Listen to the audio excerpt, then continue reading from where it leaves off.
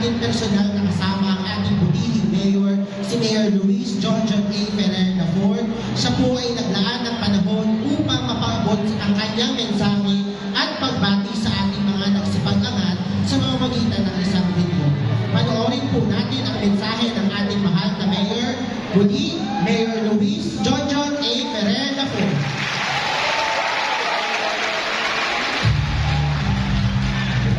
Sa ating mga graduates, sa ating mga magulang, guro, school leaders, schools, divisions office, and alumni.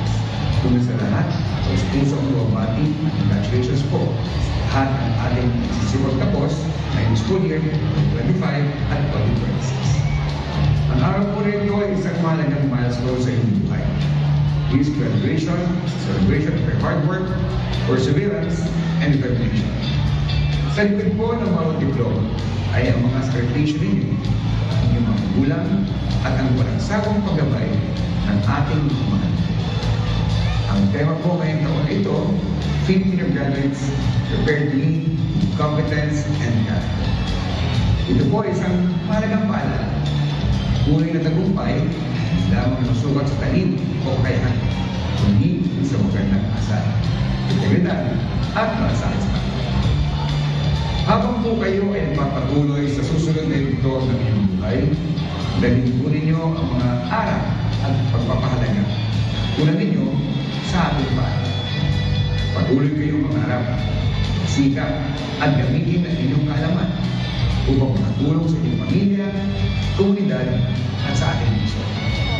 Sa ating mga magulang, maraming salamat po. Sa awang suporta at mga sakripisyo. Sa ating mga mahal na guro at school leaders, salamat po sa inyong dedikasyon sa pagbubog ng kinabukasan ng ating mga kabataan.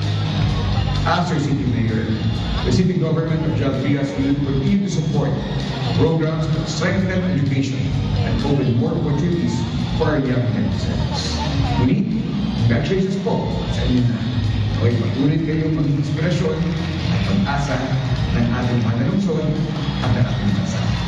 Dahil yung sinasabi, with God, all things are possible.